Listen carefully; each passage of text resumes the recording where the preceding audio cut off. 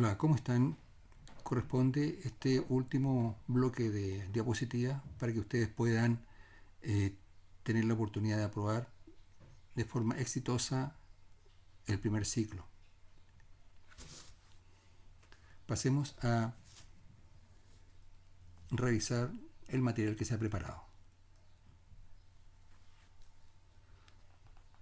Se pide describir un fenómeno de transmisión de calor.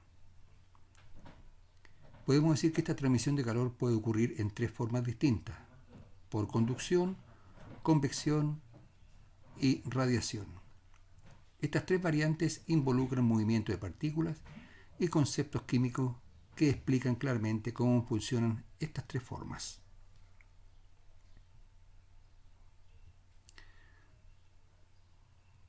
Calor por conducción. La conducción es el proceso a partir del cual el calor se propaga debido a la agitación térmica de las moléculas, sin que exista un desplazamiento real de ellas. Es un proceso muy sencillo de entender y a la vez invisible, pues solo ocurre transferencia de calor sin nada físico visible. Tenemos como ejemplo por conducción: el hielo en una taza de agua caliente se derrite por medio de la conducción. Tenemos otro: al hervir agua, la llama conduce el calor al recipiente y al cabo de un tiempo permite calentar el agua. Otro: el calor que tiene una cuchara al dejarla en un recipiente y volcar una sopa extremadamente caliente sobre él. Calor por transmisión de calor por convección. La convección es la transmisión de calor basada en movimiento real de las moléculas de una sustancia. Aquí interviene un fluido que puede ser gas o líquido.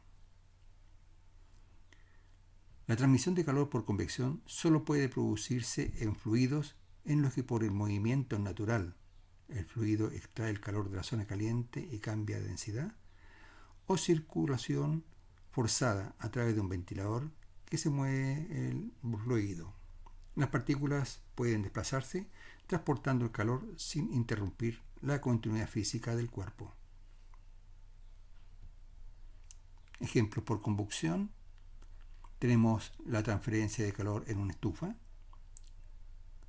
los globos aerostáticos que se mantienen en el aire por medio de aire caliente.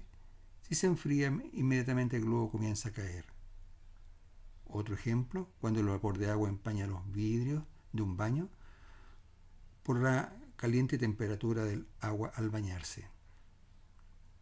Y otro ejemplo: el secado de mano o de pelo, que transmiten calor por convección forzada.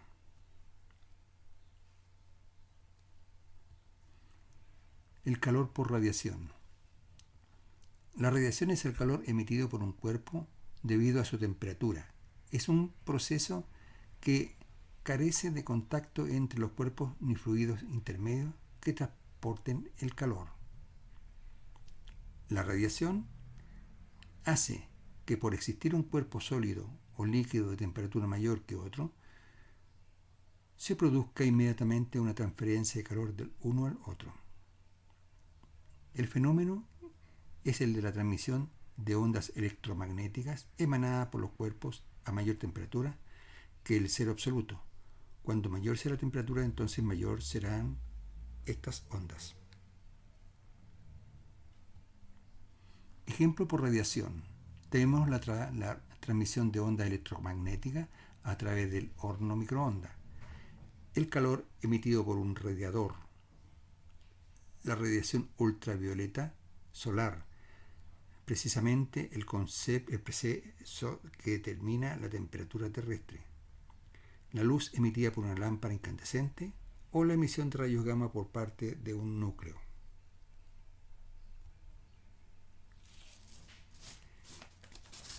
El tema: reconocer el rol de un organismo en una cadena alimentaria.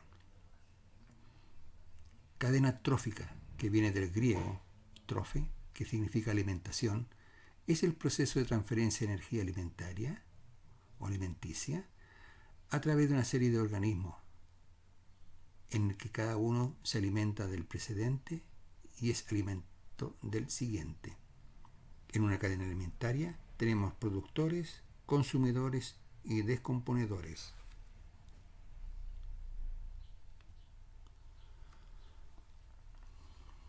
Reconocer el rol de un organismo en una cadena alimentaria. Cada cadena se inicia con un vegetal, productor u organismo autótrofo. Viene de autótrofo del griego autos, asimismo, y trofos, alimentación. O sea, un organismo que fabrica su propio alimento, sintetizando sustancias orgánicas a partir de sustancias inorgánicas que toma del aire y del suelo y energía solar por medio de un proceso llamado fotosíntesis.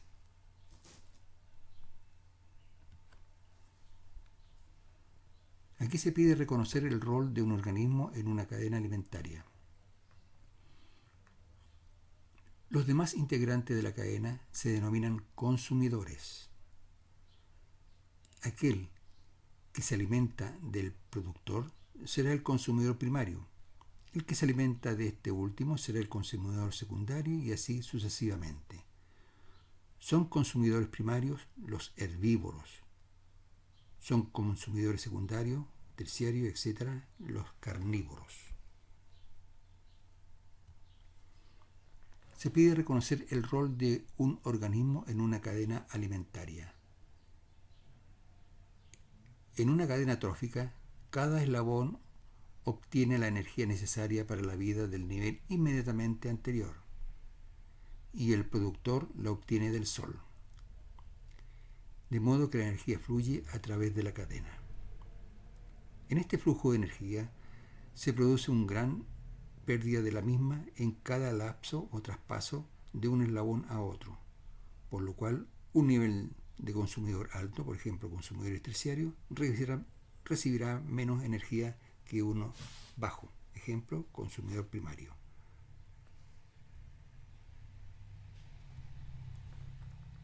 Aquí tenemos dos cadenas donde el productor es el pasto. Recordemos que es primario porque va a sintetizar material inorgánico y la va a transformar en orgánico. Tenemos el siguiente eslabón, que es una liebre, que es un herbívoro, y el paso siguiente es un carnívoro, un gato montés. Tenemos un productor y dos consumidores, un consumidor primario y un consumidor secundario. En la segunda cadena observamos árbol, mariposa, sapo, serpiente, búho. El primero, al igual que en el ejemplo anterior, es el productor. Recordemos que el árbol, al igual que todas las plantas, reciben agua del suelo, reciben minerales en el suelo y reciben el CO2 de la atmósfera y la radiación solar que le produce o es necesaria para que realice la fotosíntesis. Tenemos un consumidor primario, una mariposa, que por lo general va al néctar o a la fruta de ese árbol. El sapo, que es un consumidor secundario, que es el que se alimenta de mariposas y otros tipos de animalitos. Tenemos un consumidor terciario, que es una serpiente, que se puede alimentar, entre otras cosas, del sapo, y un consumidor cuaternario, que puede ser un búho, que puede alimentarse de una serpiente. Ahí tenemos una cadena bastante larga. Se pide reconocer las características propias de una reacción de combustión. Recordemos que la reacción de combustión se basa en la reacción química exotérmica de una sustancia o mezcla de sustancias llamadas combustibles con el oxígeno. Es característica de esta reacción la formación de una llama que es la masa gaseosa incandescente que emite luz y calor que está en contacto con la sustancia combustible. Tenemos que recordar que para que haya una combustión tiene que existir un combustible, que puede ser petróleo, carbón o un gas. Se necesita oxígeno, que es el comburente, y un medio de ignición para que esta reacción comience a desarrollarse. Aquí tenemos un ejemplo de una reacción típica de combustión. Tenemos un combustible ardiendo, tenemos una llama calorífica y tenemos un gas que en este momento no se aprecia, pero es el gas que está saliendo, es el CO2. Reacción típica de una combustión. Se observa un combustible, etanol, reaccionando con moléculas de oxígeno indispensables para la combustión. Sin ella no habría combustión, llamada comburente, dando como resultado principalmente energía térmica o calor, agua y gas CO2, o gas carbónico o anhidrido carbónico. Tenemos el combustible bajo una reacción, el alcohol, reaccionando con oxígeno para proporcionar energía, CO2 y agua.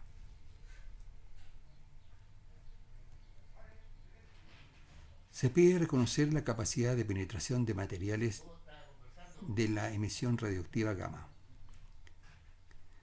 La radiación gamma o rayos gamma es un tipo de radiación electromagnética y por tanto constituida por fotones, producida generalmente por elementos radioactivos o por procesos subatómicos como la aniquilación de un par positrón-electrón. También se genera en fenómenos astrofísicos de gran violencia.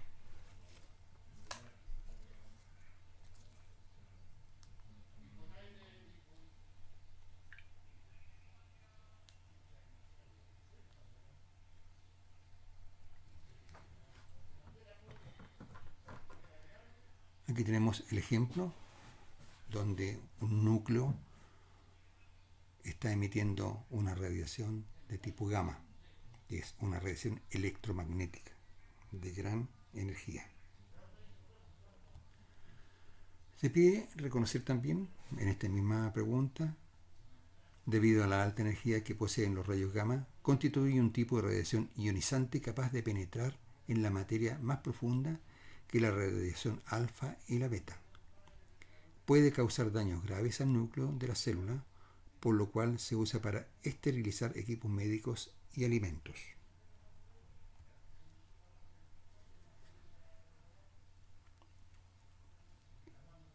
Aquí se pide reconocer el enlace iónico en la sal cloruro de cobre. Diremos que los elementos químicos que no son gases nobles tienden a ganar o ceder electrones de su último nivel energético para tomar la configuración de estos gases nobles o inertes. En el caso del cloruro de cobre ocurre lo mismo. El elemento cobre, sus átomos tienen la estructura electrónica 1s2, 2s2, 2p6, 3s2, 3p6, 3d10 y 4s1. Esto es con un electrón en su último nivel electrónico, o sea, requiere entregar un electrón para estabilizarse o tener su último nivel energético 3D completo, en este caso con 10 electrones. El elemento cloro, por su parte, tiene sus átomos con estructura electrónica 1s2, 2s2, 2p6, 3s2 y 3p5. Esto es con 5 electrones en su último nivel electrónico. O sea, requiere ganar un electrón para estabilizarse. Luego el cobre entrega un electrón y se convierte en un ion unipositivo, mientras que el cloro recibe o acepta o gana un electrón, lo que lo convierte en un ion uninegativo.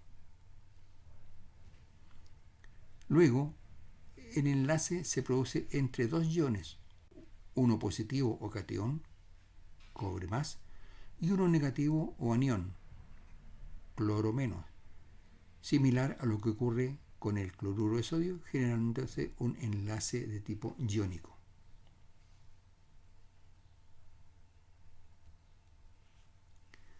Se pide reconocer la configuración electrónica de un gas noble.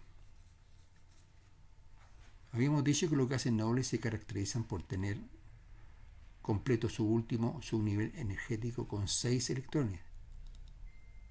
Solo a diferencia del helio que tiene completo su último nivel energético con 2 electrones. Tenemos los ejemplos del helio, tiene un S2, porque no tiene más electrones y no tiene más nivel energético, luego tiene completo su último nivel energético. El neón, que tiene un S2, 2 S2 y 2 P6, o sea, su último nivel energético 2P está con los 6 electrones que puede soportar este subnivel. Y tenemos el argón, que tiene un S2, 2 S2, 2 P6, 3 S2 y 3 P6, o sea, también tiene 6 electrones en su último subnivel energético. Al tener los elementos su último subnivel energético con 6 electrones, estos elementos son denominados gases nobles.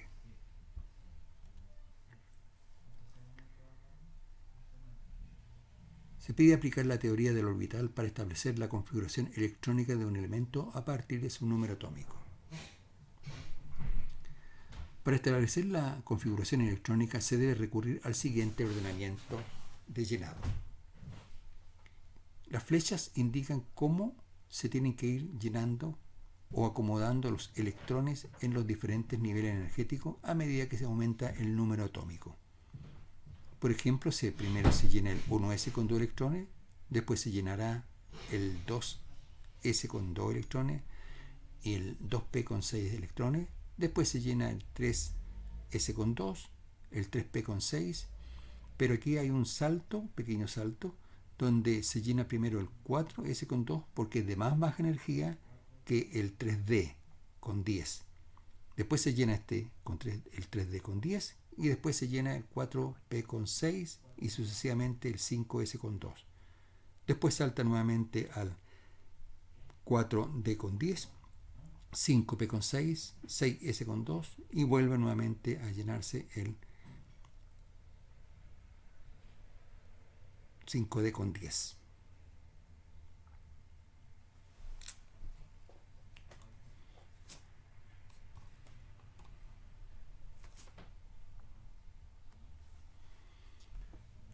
Se pide aplicar la teoría de orbitales para establecer la configuración electrónica de un elemento a partir de su número atómico. Los números pequeños indican la cantidad de electrones que presenta en este subnivel energético. Para ir acomodando la cantidad de electrones establecidas en el número atómico, se debe ceñir al ordenamiento visto anteriormente, siguiendo el llenado según la dirección de las flechas.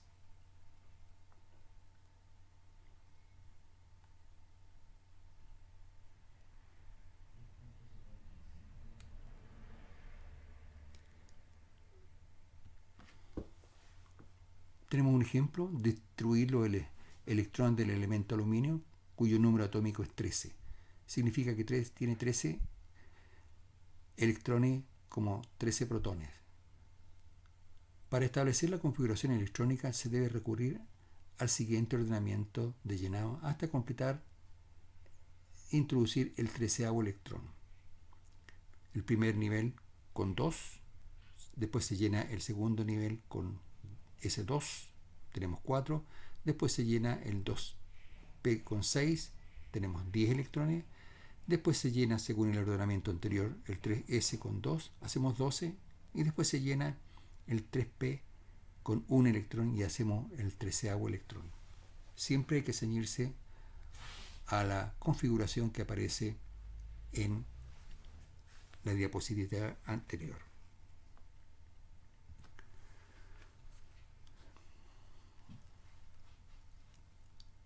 Analizar cómo influye la altitud en la presión de la atmósfera. El planeta Tierra tiene una cubierta de aire llamada atmósfera, que ejerce una presión. Es la presión que nosotros recibimos por el aire, aunque como estamos acostumbrados no la sentimos y es parte de nuestro andar. Sobre todo lo que está sobre la superficie de la Tierra. Al ir alejándonos de la superficie, o sea, ir subiendo, la capa de aire que se hace más delgada porque hay menos aire. Al haber menos aire, a medida que subimos o nos alejamos de la superficie, habrá menos aire y por lo tanto habrá menos presión.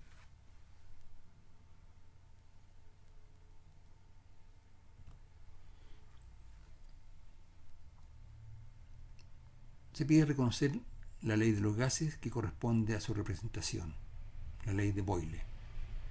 Dice que a temperatura constante, o sea que no varía la temperatura, si tenemos una temperatura de 20 grados siempre vamos a conservar para este tipo de experiencia que no va a variar la temperatura.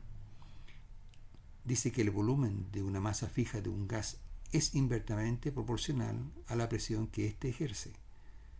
Matemáticamente se puede expresar así: la presión por el volumen de un gas es igual a K, o sea, es constante. ¿Dónde cae la constante si la temperatura y la masa del gas permanecen constantes?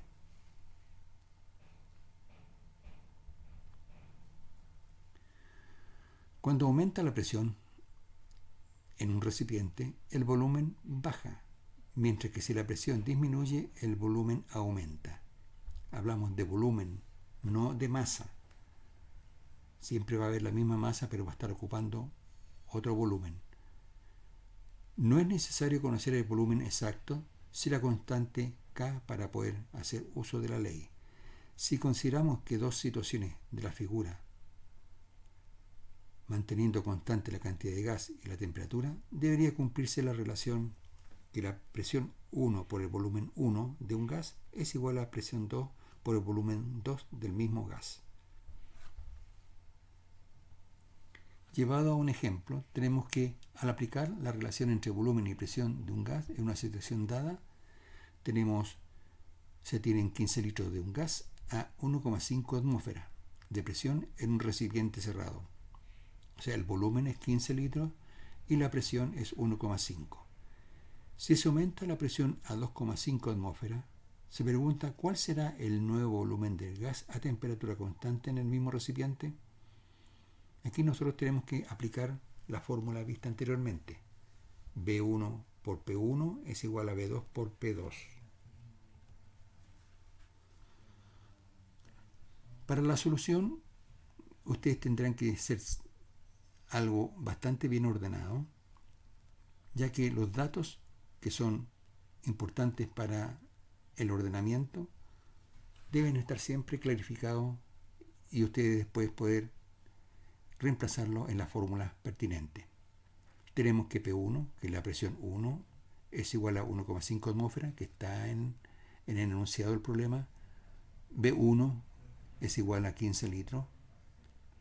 P2, que la nueva presión a la que se está sometiendo el gas, son 2,5 litros. Y B2 es el nuevo volumen que se está pidiendo determinar. Aplicando la fórmula P1B1, P2 igual P2B2, y reemplazando en esta fórmula los datos que nos están dando, tenemos que 1,5 atmósferas por 15 litros es igual a 2,5 atmósferas por X litros. Despejando la incógnita, tenemos que la cantidad de litros, la nueva cantidad de litros está determinada por 1,5 atmósferas por 15 litros y todo dividido por 2,5 atmósferas. Al realizar esta operación, 1,5 por 15 litros y dividido por 2,5 da entonces finalmente un volumen de 9 litros.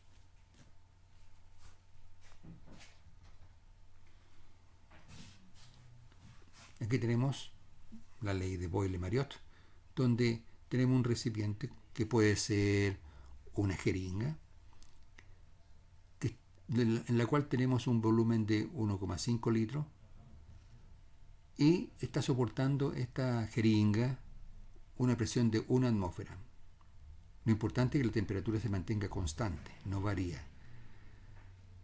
Y al aplicar a este émbolo o a esta jeringa una presión de 2 atmósferas, el volumen va a disminuir a la mitad, porque la presión aumentó al doble y para mantener la constante, el volumen disminuye a la mitad. La mitad de 1,5 son 0,75 litros.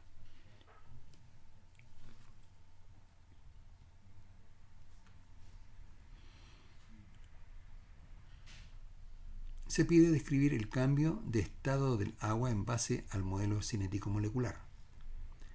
Las moléculas de agua, según el estado físico en que se encuentren, será la cinética que ocurre entre sus partículas, reconociendo como cinética el movimiento que ocurre entre las partículas.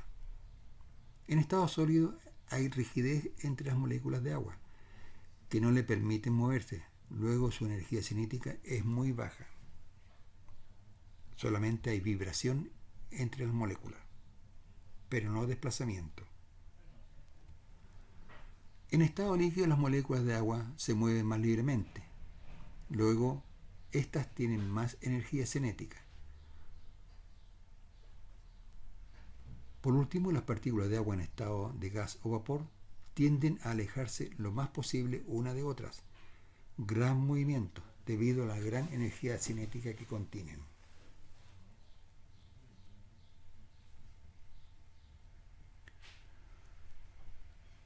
Comparar las características del aire a diferentes alturas. Se dice que el aire es una mezcla de gases, nitrógeno, oxígeno, dióxido de carbono, entre muchos. Los átomos y las moléculas de los gases tienen diferentes pesos moleculares. Por ejemplo, el oxígeno, la molécula de oxígeno, pesa 32 gramos por mol. El nitrógeno pesa 28 gramos por mol.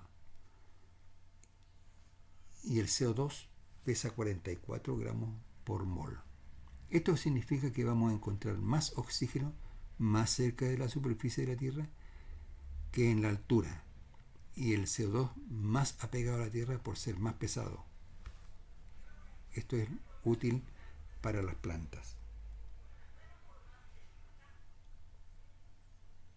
En la altura encontramos otros gases más livianos y menos oxígeno, gas necesario y requerido para la respiración de todos los seres vivos y especialmente para los seres humanos.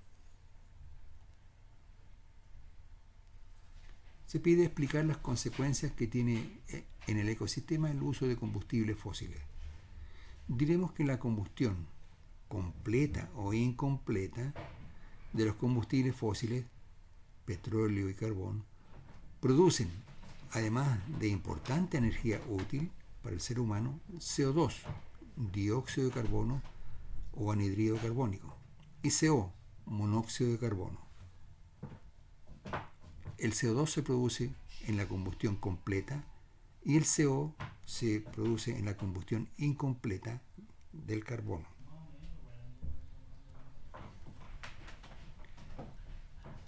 La alta emisión de los gases son los que producen el efecto invernadero, capa de gases encargado del sobrecalentamiento de la capa atmosférica, cambios climáticos, derretimiento de los casquetes polares y el aumento en la temperatura de los mares y océanos.